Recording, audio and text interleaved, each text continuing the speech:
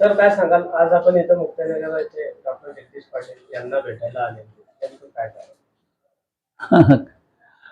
पहिलं कारण तर आहे की डॉक्टर जगदीश पाटील माझे फार परमस्नेही आहेत, हेच एक कारण अत्यंत महत्वाचं आहे. त्याचप्रमाणे इथे आमचे मार्गदर्शक आदरणीय युरी पाटील सर आहेत, आमचे युवा मित्र चिंतन जनके ते आहेत, राजू भाऊ आहेत. आणि मी आपल्याला माहिती आहे की आपण सर्वांनी आपल्या सर्वांच्या सहकार्याने म्हणजे आमचे जळगाव जिल्ह्यातले सगळे मित्र असतील किंवा पाचही जिल्ह्यातल्या मित्रांनी मला विधान परिषदेमध्ये त्या ठिकाणी काम करण्याची संधी दिली होती. आणि मागच्या वेळेस सत्यजित तांबे माझा मुलगा आहे, त्यालाही मी विनंती केली. मला त्याचाही परिचय होता, परंतु माझ्या जास्त परिचय होता, तेव्हा माझ्या विनंतीवरून सत्यजितलाही काम करण्याची संधी दिली. त्यामुळे एक हा जो काही ऋणानुबंध आहे पदवीधर मतदारसंघाच्या माध्यमातून, त्या माध्यमातून मी इथे आलो, एकतर मित्रत्वाच्या नात्याने भेटावं, एक संपर्क म्हणून. कारण आज अनेक प्रश्न, सामाजिक प्रश्न त्या ठिकाणी निर्माण झाले. शेतकऱ्यांचे आता अनेक प्रश्न वादळ झालेले आहे, अनेक ठिकाणी नुकसान झालेलं आहे. शैक्षणिक प्रश्न खूप आलेले आहेत. शिक्षण क्षेत्रामध्ये सुद्धा आता विशेषतः मराठी शिक्षणाची अवस्था फार वाईट होत चाललेली आहे. तिथे विद्यार्थी आहेत, पण शिक्षकच त्या ठिकाणी खूप कमी प्रमाणात आहेत.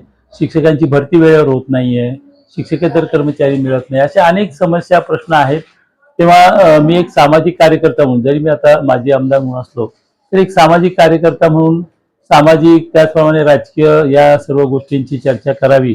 डॉक्टर जगदीश पाटील हे आमच्या आता गेल्या 15-20 वर्षापासून खूप जवळचे स्नेही आहेत. आदरणीय युरी पाटील सरांनी सुद्धा शिक्षण क्षेत्रात मोठं काम केलं, आजही ते करतायत. तर या माध्यमातून सर्व सामाजिक प्रश्नांची चर्चा मी करतो. विशेषतः काल परवा जे वादळी पाऊस झालाय, मोठ्या प्रमाणात केळीचे नुकसान झालेलं आहे, ही परिस्थिती पाहून तिथे सत्यजित तांबे त्यांनी पण तिकडे दौरा त्यांचा नगर जिल्ह्यात चालू आहे. तर अशा पद्धतीने त्यांनाही या सगळ्या गोष्टींबद्दल अवगत करावं आणि शासनाच्या माध्यमातून शेतकऱ्यांना काही मदत करता येईल का नाही, हाही एक प्रश्न आहे.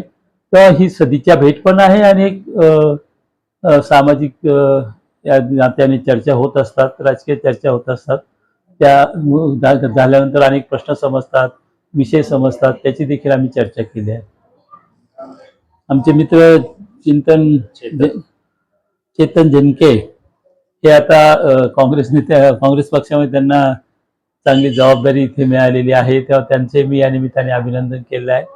शेवटी सगळ्याच पुरोगामी शक्तींनी मला असं वाटतं की एकत्र आलं पाहिजे. देशावर जे काही आज एक आपली राजकीय स्थिती आहे ती खरोखर काळजीची आहे. अनेक प्रकार आपण या ठिकाणी घडलेले पाहतोय. तर अशा पार्श्वभूमीवर तरुणांनी ही लोकशाही आपली अबाधित राहिली पाहिजे, जी एक संविधान किंवा राज्यघटना आपल्याला आपण स्वीकारलेली आहे. त्या राज्यघटनेच्या माध्यमातून आपण इथे लोकशाही, स्वातंत्र्य, समता, बंधुता या मूल्यांवर आधारित आपण पुढे जात आहोत. अशा वेळेस आज कुठेतरी या पुरोगामी शक्तींना जे आव्हान आहे ते पेलण्यासाठी एकत्रित येण्याची खूप गरज आहे. पक्ष याच्या पुढे आता आदरणीय युरी पाटील सर, आदरणीय शरद पवार साहेबांच्या नेतृत्वाखाली काम करतात. आपण सर्वच जो म्हणून मला असं वाटतं की जो संविधानाच्या बाजूने, जो राज्यघटनेच्या बाजूने, जो लोकशाहीच्या बाजू आहे, अशा सगळ्या विचारांच्या, कोणी राजकीय असेल कोणी अराजकीय असेल, सगळ्यांनीच खऱ्या अर्थाने एकत्रितपणाने येऊन आज देशातली लोकशाही बळकट करणं हे खूप गरजेचं आहे. आणि त्या माध्यमातून आम्ही चर्चा केली.